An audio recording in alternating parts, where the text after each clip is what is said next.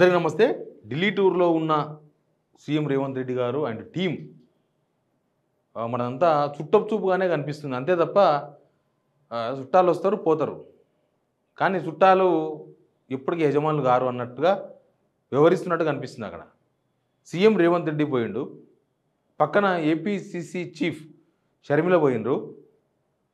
షర్మిలకు రేవంత్ రెడ్డి రాహుల్ గాంధీ అపాయింట్మెంట్ దొరుకుతుంది, ఫోటోలు దిగుతారు, ముచ్చట్లనే జరుగుతాయి. త్వరలో ఏపీలో అధికారులకు తీసుకొచ్చే ప్రయత్నాలు జరుగుతాయి, చేస్తాం. రాహుల్ గాంధీతో మాట ఇచ్చినాన్ని ఆమె మీడియాతో మాట్లాడుతుంది.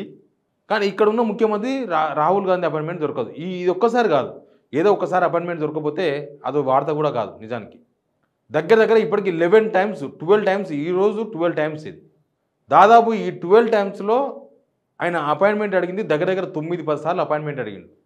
ఇప్పుడు లోక్సభ ఎలక్షన్ తర్వాత, లోక్సభ ఎలక్షన్ రిజల్ట్ తర్వాత నుంచి పరిస్థితి మారిపోయింది. దానికి చాలా ఉదాహరణలు నా ప్రీవియస్ వీడియోస్లో ఉంటాయి.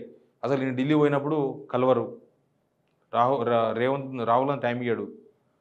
కాన్స్టిట్యూషనల్ డే రోజు పోతే గుంపులో గోవిందం, కేరళ బై ఎలక్షన్ అప్పుడు పోతే గుంపులో గోవిందం, మహారాష్ట్ర ఎలక్షన్స్ ప్రచారం పోతే గుంపులో గోవిందం. అంటే లైన్లో ఉంటారు, అందరు కలుసుకుంటూ పోవాలి. అంతేగాని పార్టీ ముఖ్యమంత్రి అన్నప్పుడు ఆ పార్టీ అధినేతలు కూర్చొని మాట్లాడుకొని అసలు ఏం వ్యవహారం, ఏం నడుస్తుంది, ఏం కావాలి, ఏం లేదు, ఏం పోతుంది, అది వ్యక్తిగతంగా టైం ఇవ్వడం అంటే వ్యక్తిగతంగా కనీసం ఒక ఫోటో కూడా లేదు. గమనించండి, రేవంత్ రెడ్డికి బర్త్డే విషెస్ కూడా చెప్పలే రాహుల్ గాంధీ. ఇజ్జత్ పోతుందని ఈయననే చెప్పిండని ఈయన ట్వీట్ చేసుకుని తప్ప ఆయన ట్వీట్ చేయలే. ఆయన ప్రధానికి ట్వీట్ చేస్తాడు. ఢిల్లీలో ఉన్న మల్లికార్జున ఖర్గే గారి బర్త్డే కూడా రాహుల్ గాంధీ ట్వీట్ చేస్తాడు. హైదరాబాద్లో ఉన్న రేవంత్ రెడ్డికి మాత్రం ట్వీట్ చేయడు. ఏదో క్రాష్ ఉంది. ఏం క్రాష్ ఉంది అనే దానికి కూడా చాలా కారణాలు ఉన్నాయి. ఈయన అధిష్టానాన్ని ఆడ ఈడ నోరు జారి మాట్లాడడం, రాహుల్ గాంధీని ఎల్ఓపి నేనే చేసిన, లీడర్ ఆఫ్ అపోజిషన్ పార్లమెంట్లో నేనే చేసిన అని చెప్పుకోవడం, అధిష్టానం ఫోన్లు చేస్తే నేను ఎత్తలేనని చెప్పుకోవడం, ఇట్లా 1,000,000 ఉన్నాయి. ప్లస్ ఇక్కడ జరిగిన కొన్ని వ్యవహారాలు కూడా ఆయన ఓన్లీ నోరు జారడం అది మాత్రమే కాదు, కాంగ్రెస్ అధిష్టానాన్ని అర్థం చేసుకోలేకపోవడం, ఇక్కడ వేరే రాష్ట్రాల ఎలక్షన్స్ ఉన్నప్పుడు ఇక్కడ చేయాల్సిన సరంజామాలు అవన్నీ కూడా ముక్కు విడిచి సర్దడం, హర్యానా ఎలక్షన్స్ ముందు కింద మీద పడే డబ్బులు వసూలు చేస్తే ఈడీకి ఈయననే పట్టించిందని ఒక పెద్ద అనుమానం హైకమాండ్లో ఈయన మీద ఉండడం.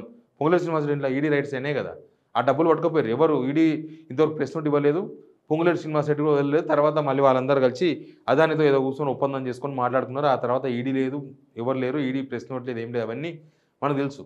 ఏసీసీ ఆఫీసు ఓపెనింగ్ సందర్భంగా పోయిండు ఢిల్లీకి పోతే మనోళ్ళు ఫైనల్గా కలిసింది వీళ్ళనే, కేసీ వేణుగోపాల్నే. షర్మిలనేమో రాహుల్ గాంధీని కలిసింది, మాట్లాడింది. ఏపీలో కాంగ్రెస్ అధికారంలోకి వస్తుందో రాదో తెలియదు. ఇప్పటికీ దాని మీద వస్తుంది అని చెప్పడానికే ఎవరికి గుండె ధైర్యం లేదు. అట్లా అంత డిఫరెన్స్ ఉన్న ఏపీ చీఫ్ ఏమో రాహుల్ గాంధీ అపాయింట్మెంట్ దొరుకుతుంది, అధికారంలో ఉన్న రేవంత్ రెడ్డి గారికి మాత్రం అపాయింట్మెంట్ దొరకదు. ఇది రేవంత్ రెడ్డికి అవమానమా, పార్టీ అధిష్టానానికి అవమానమా, లేకపోతే వాళ్ళ హెడ్ వెయిటా, అధిష్టానం హెడ్ వెయిటా, లేకపోతే ఈయన హెడ్ వెయిట్ ముదిరిపోయి, హెడ్ వెయిట్ అంటే తలబిరుసు, ఈయన తలబిరుసు ఎక్కువైపోయి ఇంకా వాళ్ళు ఈయనను భరించలేక ఉన్న రోజులు అంటే వదిలేసిండ్రా ఏమైందో తెలియదు. క్యాబినెట్ మీటింగ్ కూడా జరిగింది ఢిల్లీ. తెలంగాణలో ఏం చేయాలనో వాళ్ళ పార్టీ లీడర్ కేసీ వేణుగోపాల్ ఇంట్లో నిర్ణయాలు తీసుకుంటున్నారు. అట్లా అయిపోయింది. క్యాబినెట్ మీటింగ్ కంటే విలువ లేదు ఇప్పుడు. క్యాబినెట్ మీటింగ్ అంటే దానికి ఒక అథారిటీ, దానికి వాళ్ళు విధి విధానాల కోసం నిర్ణయాలు తీసుకుంటారు, జనాల సంక్షేమం కోసం నిర్ణయాలు తీసుకుంటారు, అవన్నీ పోయినాయి. ఇప్పుడు క్యాబినెట్ మీటింగ్లు అంటే కేసీ వేణుగోపాల్ ఇంట్లో జరుగుతాయి, ఎవరైనా ఢిల్లీ వాళ్ళు ఉంటే వాళ్ళ ఇంట్లో జరుగుతాయి. దానికి క్యాబినెట్ మీటింగు ఇది జనాల కోసం జరిగే మీటింగ్ అనేది పోయింది. కేసీ వేణుగోపాల్ ఇంట్లో క్యాబినెట్ మీటింగ్ అయింది. ఏం డిసైడ్ చేశారంటే కనీసం క్యాబినెట్ విస్తరణ కూడా అవకాశం ఇవ్వలే. 6 ఖాళీలు ఉన్నాయి పోస్టులు. సంవత్సరం అయిపోయింది అధికారంలోకి వచ్చి, 13 నెలలు అయింది అధికారంలోకి వచ్చి. ఒక కాంగ్రెస్ గవర్నమెంటు చాలా ఏళ్ళు దేశాన్ని పరిపాలించింది. అన్ని రాష్ట్రాల్లో ఏదో ఒక టైంలో అధికారంలో ఉన్నది, ఏదో 1-2 రాష్ట్రాలు తప్ప. ఎప్పుడు కూడా క్యాబినెట్ 13 నెలలు టైం తీసుకోలే క్యాబినెట్ ఫుల్ పెట్టడానికి. మరి తెలంగాణలో క్యాబినెట్ పెట్టడానికి వీళ్ళకి పర్మిషన్ లేదు, ఆ క్యాబినెట్లో కూడా లేదు. పీసీ చీఫ్ మాట్లాడి బయటకు వచ్చిన తర్వాత మహేష్ కుమార్ గౌడ్ గారు, ఇది ఏఐసీసీ నిర్ణయం తీసుకుంటే మాకు సంబంధం లేదు, మీరు కూర్చున్నది ఏఐసీసీ లీడర్తోనే కదా, మీరు కూర్చున్నది కేసీ వేణుగోపాల్తోనే కదా, ఇంకా కేసీ వేణుగోపాల్ కాకుండా ఇంకా సోనియా గాంధీ నిర్ణయం తీసుకోవాలి. ఇక్కడ రాష్ట్రంలో పరిపాలన జరగాలంటే వాళ్ళు నిర్ణయం తీసుకోవాలి ఢిల్లీలో. అది పీసీ చీఫ్ మాట్లాడాడు మహేష్ కుమార్ గౌడ్ గారు. ఇక ఇక అపాయింట్మెంట్లు లేవు, కలిసేది లేదు, ముచ్చట్లు లేవు, చెప్పుకునేది లేదు. రాహుల్ గాంధీ బోయినపల్లిలో జరిగిన కార్యక్రమానికి వస్తేనే ఈయన ముఖం అక్కడ, ఆయన ముఖం ఇక్కడ. రాహుల్ గాంధీ ఇటు వస్తే రేవంత్ రెడ్డి అడ్డుకాలే, రేవంత్ రెడ్డి ఇటు రాగానే రాహుల్ గాంధీ అడ్డుకాలే. అది ఆ వీడియో కూడా సిగ్నల్ టీవీలో ఉంటుంది, చూడండి ఎప్పుడన్నా. రేవంత్ రెడ్డి రాహుల్ గాంధీ మధ్య రిలేషన్ ఎంతో తెలుస్తుంది. ఇక క్యాబినెట్ మీటింగ్ పెట్టారు. క్యాబినెట్ ఫుల్ వేజ్ పెట్టడానికి పర్మిషన్స్ లేవు.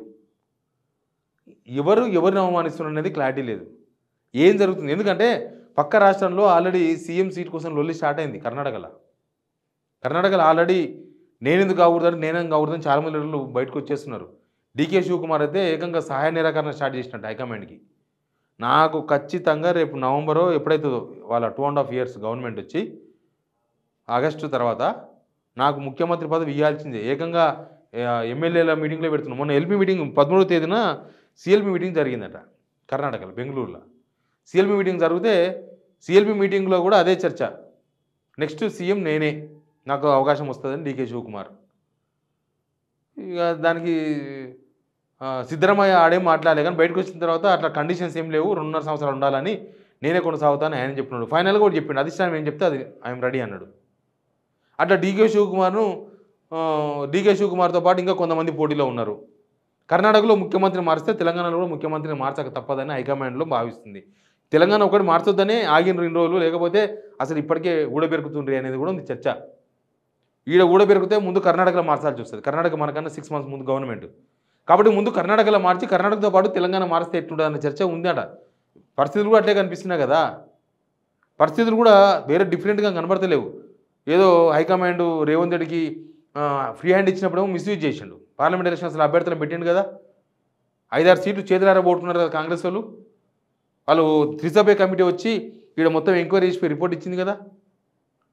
వాళ్ళు సునీల్ కనుగోలు పిలుచుకొని క్లాస్ వీకి ఇక్కడ అసలు ఏందో సునీల్ కనుగోలు సంబంధించిన సర్వే చేయించుకున్నారు కదా. గవర్నమెంట్ ఎంత వ్యతిరేకత ఉంది తెలంగాణలో అని మీద, ఈ వ్యతిరేకత అంతా రేవంత్ మీద పోవాలని కాంగ్రెస్ హైకమాండ్ కూడా కోరుకుంటున్నది. అందుకే నడుస్తూ ఉంది బండి లాగాలి. కర్ణాటక మార్చినప్పుడు తెలంగాణ కూడా మారుస్తారనేది చర్చ ఉంది. ఓ పక్క చూస్తే రేవంత్ రెడ్డికి ఏమో అపాయింట్మెంట్ లేదు, అసలు ఢిల్లీ పోతే కూడా పట్టుకునే దిక్కులు. 2 రోజులు ఢిల్లీలో ఉంటే రేవంత్ రెడ్డి కాంగ్రెస్ ముఖ్య పెద్ద నేతలు ఆయన కలిసింది లాస్ట్కు కేసీ వేణుగోపాలే, అంతే. కేసీ వేణుగోపాలే ఆయనకు హైకమాండ్. ఇప్పుడు రాహుల్ గాంధీ కాదు. రాహుల్ గాంధీకి ఇష్టం లేదు రేవంత్ రెడ్డిని కలవడం ఇన్నిసార్లు. ఎనీవే పరిస్థితులు అయితే చాలా దారుణంగా ఉన్నాయి. ఢిల్లీలో 2 రోజులు ఉంటే కూడా కనీసం పార్టీ అంతకుముందు చూసినాం కదా, అంతకుముందు 2 రోజులు మొన్న, అప్పుడు 2 రోజులు ఉంటే 2 రోజులు ఎవరు కలవలే, అసలు అపాయింట్మెంట్ అడగలేదని చెప్పి లాస్ట్కు అడిగితే ఇయ్యలేదు. ఇప్పుడు కూడా బీజేపీ నేతలను కలుస్తున్నాడు, కేంద్ర మంత్రులను కలుస్తున్నాడు, రాష్ట్రానికి అది కావాలి ఇది కావాలని. ఇక అది వీళ్ళని బెదిరించడానికే కలుస్తున్నాడా నిజాయితీగా కలుస్తుండా తెలియదు. ఇక పనిలోపాలుగా ఢిల్లీలో ప్రెస్ మీట్ పెట్టి, ఢిల్లీ ఎలక్షన్ ఉంది కదా, ఢిల్లీలో 2 హామీలు ఈయన చేతుల నుంచి విడుదల చేసారు. ఏది? Current free, 500 rupees cylinder. ఇక్కడ గవర్నమెంట్ ఏంటి, ఇక్కడ గవర్నమెంట్కి ఏమేమి సాయం కావాలో తెలంగాణకి వెళ్ళి మేము సాయం చేస్తాం, ఇక్కడ స్కీమ్స్ అమలు చేసే బాధ్యత నాది అని చెప్పి ఆయన బాధ్యత తీసుకున్నాడు. इसीलिए आज मैं दिल्ली जनता से मैं ये गुजारिश करने के लिए आया हूँ इतना दूर कि कांग्रेस पार्टी ने जो वादा कर रहा है इस चुनाव में, वादा निभाने का जिम्मेदारी कांग्रेस पार्टी के है.